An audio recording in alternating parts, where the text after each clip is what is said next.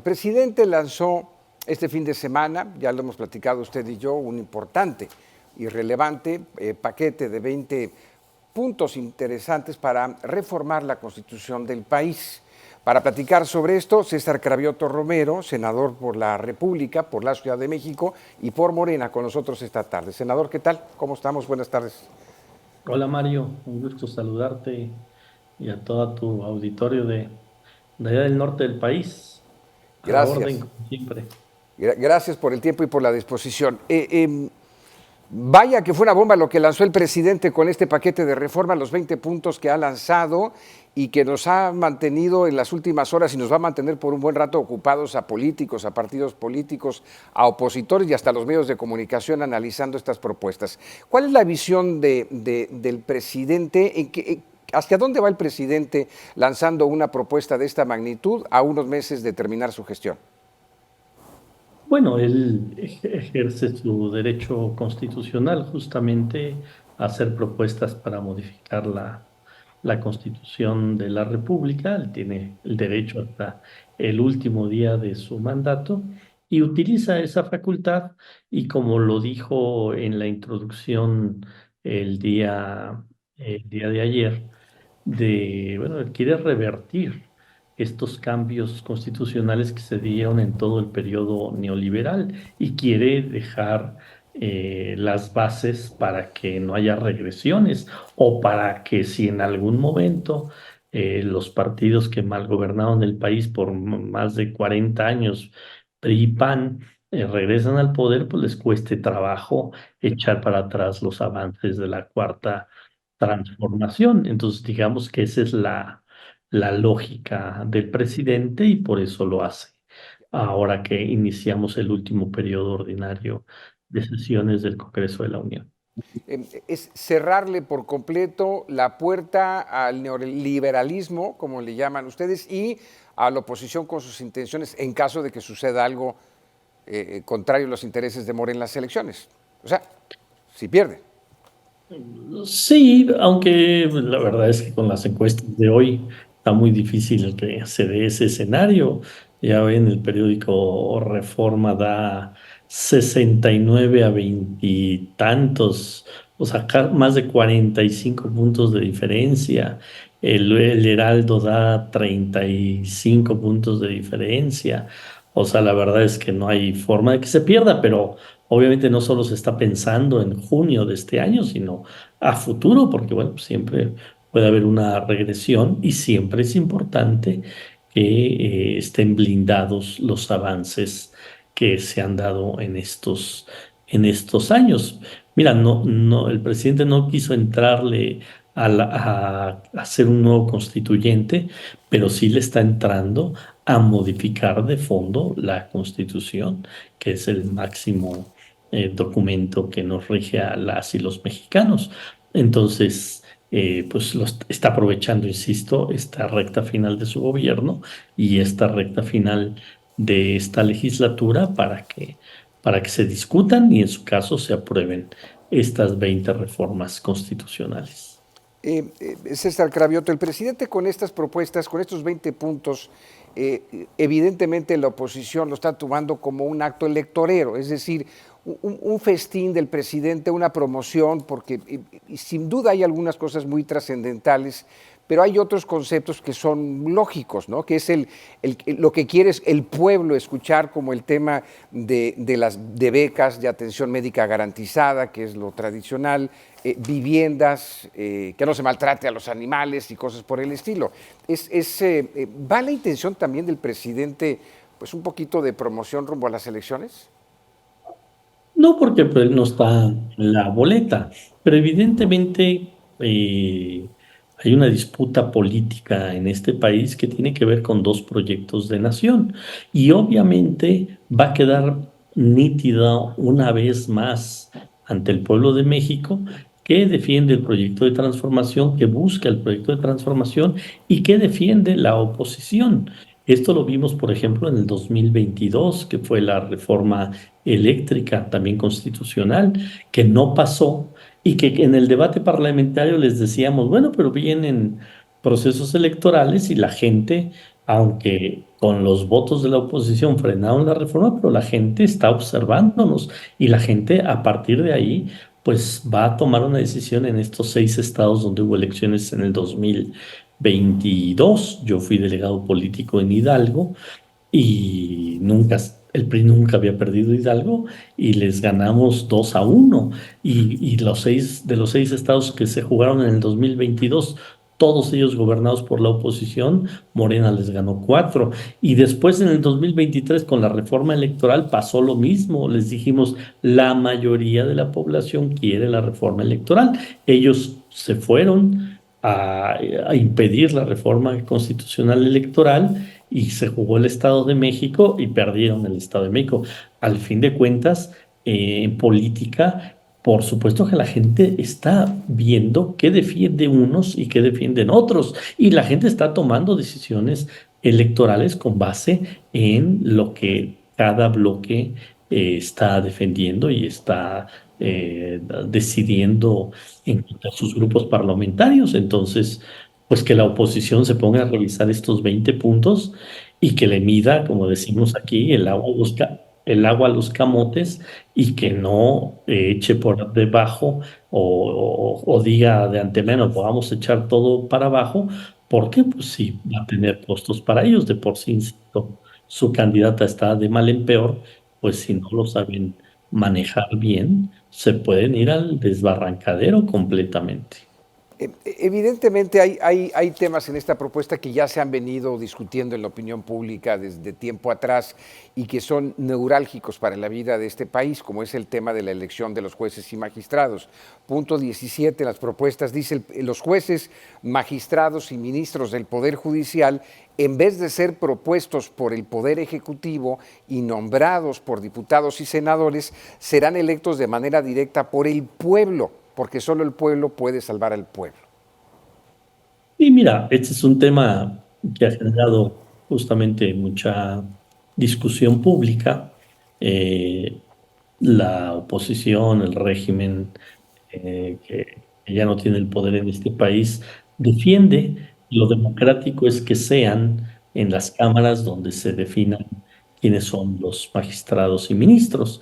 Y nosotros decimos, bueno, si les parece democrático que sean en las cámaras donde se definan estos personajes, pues es todavía más democrático que lo decida la gente en urnas, porque entonces ya no es de que le deban a un partido político, a un grupo parlamentario su nombramiento, ya se lo deben a la gente.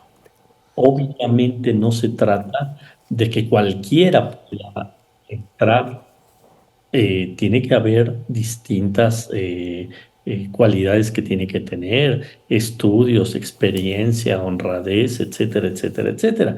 Pero en todos los gobiernos, en todos los regímenes, pues tratan de poner a alguien cercano ideológicamente en esos espacios a personas que coinciden con el proyecto. Si lo define la gente, pues es lo más democrático. Y además no tiene que ver con lo político. Cuando un juez, cuando un ministro, cuando un magistrado le otorga una libertad a un pederasta, a alguien que está metido en el narcotráfico, a una persona que cometió actos de corrupción, están dañando a la sociedad. No es un asunto de que es un asunto político, no. Cada decisión de un juez daña, afecta o beneficia a la sociedad. Entonces, no creo que la sociedad esté en desacuerdo con esta propuesta. Yo creo que mayoritariamente la gente está de acuerdo que sean mejor electos por la vía democrática.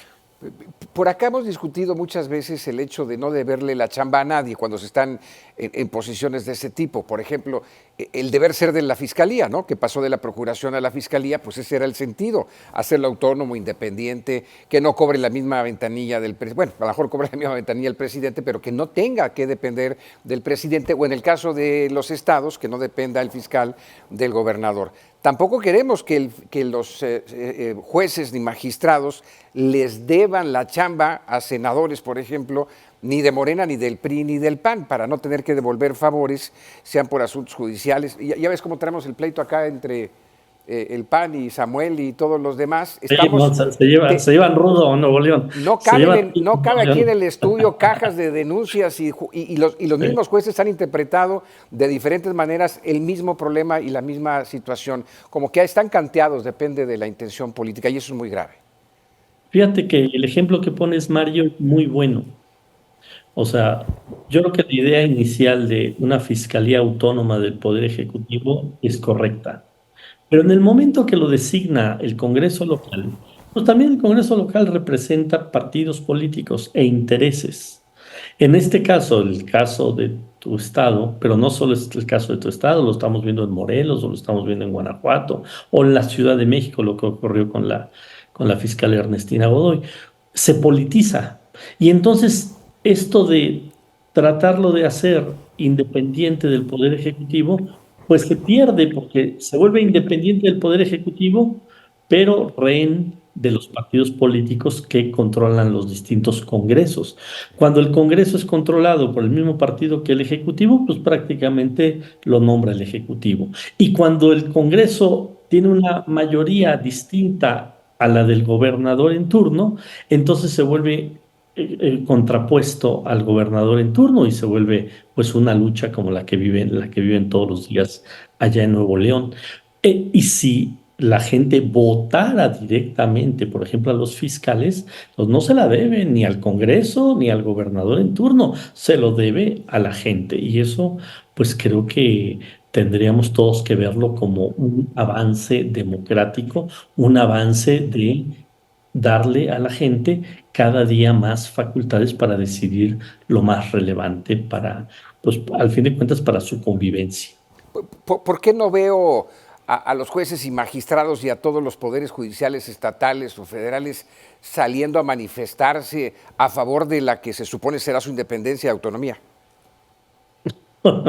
Pues porque no llegaron con esa lógica, porque ellos lo que prefieren es mantener esa élite en el poder judicial y no les gusta. Pero yo creo que el gremio de los abogados de este país sí están de acuerdo, porque muchos de ellos que han tenido buenas carreras judiciales, que han tenido buenas carreras en el ejercicio de su profesión, nunca pueden acceder a esos cargos porque saben que tiene que ver con un enramado judicial político. En cambio, un buen abogado que diga, ah, pues yo me voy a postular y yo le voy a decir a mi sociedad, yo puedo ser un buen juez, puedo ser un buen magistrado y va a tener interacción y va a buscar los votos de su comunidad, no el favor de su diputado o de su senador. Entonces, yo creo que el gremio sí está contento. La élite del Poder Judicial, pues claro que no está contenta. Oye, César, tú eres legislador, eres senador, cobras como senador y el presidente está pidiendo que haya menos senadores, que haya menos legisladores y ojalá alcance el paraguas para que haya menos también a nivel estatal. Claro. Esa es una reducción importante en los gastos. A final de cuentas, no opinan autónoma, independientemente de los 500 diputados o todos los senadores del país. Ese es el espíritu, ¿no? Así es, no estamos diciendo que no haya división de poderes y que no haya un Congreso de la Unión, que no haya diputados, que no haya senadores, pero nada más que bajen el número. Obviamente el PRI y el PAN no les gusta, pues nada más hay que ver su lista de pluris. ¿Quién va a la lista de pluris del PRI? Alito Moreno, Moreira, la secretaria general Carolina Villano, los dirigentes en algunos estados. ¿Quién va del lado del PAN? Pues va Marco Cortés, va Anaya, va Cabeza de Vaca, o sea, va la élite de los partidos y obviamente no les gusta que el presidente diga fuera los pluris y todo mundo que se la juegue en un distrito. Si Alito Moreno tiene tan buena reputación en su natal este, Campeche, pues que se la juegue en un distrito o que se la juegue de senador. Ah, no, pero van en la lista pluri porque saben que no pueden ganar votos. Entonces no les gusta que no haya, que se quieran quitar los pluris. Yo feliz de que se quiten los pluris, de que baje el número. como también tú dices, no es que todos participen. Luego me dicen compañeros diputados, yo nunca he sido diputado federal, yo he sido diputado local con 66 diputados y ahora senador con 128 senadores, entonces puedo hablar bastante seguido en la tribuna, tanto cuando fui diputado de la ciudad como ahora senador. Pero me dicen los diputados federales, somos 500, uy, para que me toque hablar. A veces pasan meses porque pues, hay muchos que quieren hablar en tribuna. Si fueran 300, pues se organizaría mejor, representarían mejor a sus estados y podrían tener más trabajo legislativo. Creo yo que la mayoría de los habitantes de este país estarían de acuerdo en bajar el número de diputados y el número de senadores. Pero pues sabemos que Alito y Marco Cortés van a llamar a votar a sus diputados y a sus senadores en Sí. contra de eso, porque va en contra de sus propios intereses. Yo no le pongo nombres ni colores, pero creo que en los estados también estaríamos muy de acuerdo los ciudadanos en bajar el Claro, número de legisladores también a nivel estatal, ¿no? O sea, aquí tenemos pero 42 y la realidad es que con 4 o 5 sacan la chamba, o cuando menos son los que deciden, ¿no? pues No sé sí, si saquen la así es. chamba, pero son, ¿Cuántos distritos tiene Nuevo León? pues, creo, son 26, creo, 26, 26, pues ahí está, que sean 26 en lugar de 42 y que correcto. todo el mundo juegue por su distrito, el que gane, ganó y va a ser diputado, así Por, debería ser. porque esta es una carta de intención del presidente, lo que yo he dicho es, esto es lo que propone el presidente, falta que se apruebe, y luego de que se aprobase, falta que se ejecute esto. En el país estamos llenos de constituciones estatales hermosísimas, la de Nuevo León, no hombre, no, es hermosísima, y letras preciosas, y no le falta nada, el problema es que no llega a las calles lo que se escribe en los libros. Entonces, ¿qué se necesitaría para que primero el presidente, pues primero le avalen su propuesta y segundo, que estos conceptos verdaderamente se apliquen en el país? Mira, Mario, yo creo que muchos de estos conceptos ya se están aplicando. Por ejemplo, hoy hay un respeto mayor a las comunidades y pueblos indígenas, está obviamente el programa de adultos mayores, pero lo que se pide es que aumente conforme aumenta la inflación para que no se deprecie este apoyo a los adultos mayores o a las personas con discapacidad. ¿Por qué lo pide el presidente, por ejemplo, a nivel constitución? Nosotros lo vivimos en la Ciudad de México. Ya ahí nace el programa de adultos mayores, justamente cuando Andrés Manuel López Obrador es jefe de gobierno. Pero cuando llega Mancera al poder, simplemente no le da dinero al programa.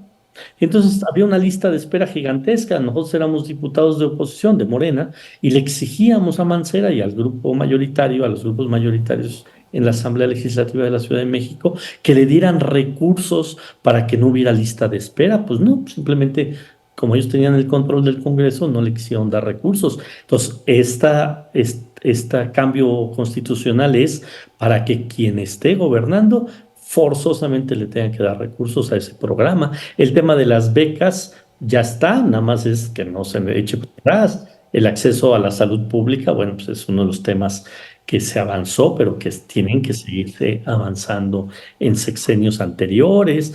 El tema de la vivienda, pues como bien dices, ya la Constitución dice que todos tenemos que tener una vivienda digna, pero el asunto es que millones de familias en México no la tienen, pues hay que seguir insistiendo. Y así, si vemos cada una de las reformas. Entonces, muchas de ellas en esta cuarta transformación han dejado de ser letra muerta y han pasado a la acción de que verdaderamente se pongan en Sí. práctica. Otras falta que queden en la Constitución y obviamente que haya un gobierno que lo aplique. Y bueno, pero para eso es la Constitución, pues para que se aplique y que sea obligatoria para todas y para todos. Ayer estaba charlando aquí en este mismo espacio con Tatiana Cloutier, hoy por hoy coordinadora de voceros de la campaña de Claudia Sheinbaum, y hablábamos un poco de esto, de la propuesta del presidente y del reto que le estaría dejando el presidente a la nueva presidenta o nuevo presidente de México. Y coincidió y reconoció que el tema de la inseguridad o seguridad, depende del enfoque, es justamente el reto para el próximo sexenio. No veo yo, y a lo mejor me falta óptica a mí para analizar esto, César, de que la propuesta de los 20 puntos vengan la forma para poder consolidar más la seguridad en este país. Bueno, hay dos temas que tienen que ver con esto. Uno es que la Guardia Nacional se adscriba a la Sedena. Eso me parece muy importante porque tiene que ver con un funcionamiento más armónico de todas las instancias que procuran seguridad en el país. Y otra es el sueldo. Eso también es importante porque, por ejemplo, en los estados hay policías que ganan 8,000 pesos y hoy que se elevó el salario, pues ya prácticamente es un salario mínimo. Entonces, cuando un policía, su salario ni siquiera le alcanza para mantener dignamente a su familia, pues también fomenta la corrupción. Entonces, decir, sueldo de maestros, policías, guardias nacionales no puede ser menor al promedio registrado de los trabajadores en el IMSS, creo que les da una posibilidad de vivir dignamente, de cuidar la seguridad de todas y Sí, de todos. Creo que esos dos temas sí van directo. Ah, y el otro tema, no permitir la venta de drogas químicas y fentanilo, que aunque pues hoy no esa, está permitido, sí, pero todavía hay mucho comercio y dejar sentado que claro. Pues constitucionalmente no está permitido. esa es obvia, ¿no? De lo del fentanil. A lo mejor era un dulcecito para nuestros vecinos acá del norte ponerlo por escrito que va a haber más lucha por el tema del tráfico de fentanilo. Esto de los puntos constitucionales, senador, hablemos de tiempos, porque esto sería importante saber. Por ejemplo, la reducción de legisladores. Pues ya hay fórmulas y ya hay candidatos. ¿Esto aplicaría para la elección que está en puerta? No, No alcanza. todas las reformas que tienen que ver electorales, ya lo que se reforme pasaría al 27. Eso es importante, muy importante, porque parte de la discusión y del discurso que va a tener la oposición es como si ya tenemos una elección en puerta. No, no es para el 24, es para el 27. Más, ya no va a estar López Obrador en el escenario político de este país, pues entonces ya que se quiten el fantasma de López Obrador y que vayamos para adelante y que hagamos estas reformas, porque además no aplican al 24, sino aplican al 27, todo lo electoral. Aplica el 27, pero discutido a partir de estas legislaturas. Sí, sí, Ya, y ojalá se apruebe. muy bien. El ánimo, ¿cómo se siente de parte de Morena respecto al PRI, PAN y oposición? Pues mira, la verdad es que va a ser muy divertido ver cómo reaccionan ellos. O sea, que le ayuden un poquito a Xóchitl, por favor, que paren esta masacre que está ocurriendo electoral y que le ayuden un poco, porque si votan en contra de esto, el resultado va a ser peor de apabullante. Si de por sí van mal, si se ponen a decir, no, que por López Obrador no vamos a aprobar esto, va a ser catastrófico para ellos en términos electorales. Entonces, que se pongan listos, Alito, Marco, coordinadores del Senado, coordinadores de la Cámara de Diputados, revísenla bien y si quieren rescatar algo en esta elección, tienen que aprobar las 20 reformas. Si no, va a ser unos 3, 4 meses de aquí a junio muy lentos para ellos y muy difíciles para ellos. Muy bien, pues sí, nosotros vamos a estar al pendiente de lo que suceda ahí en las cámaras. César Cravioto Romero, muchas gracias por charlar con nosotros y compartir estas ideas sobre las propuestas del presidente. Aquí estamos siempre a la orden y un fuerte abrazo a todos los regiomontanos. Gracias, César.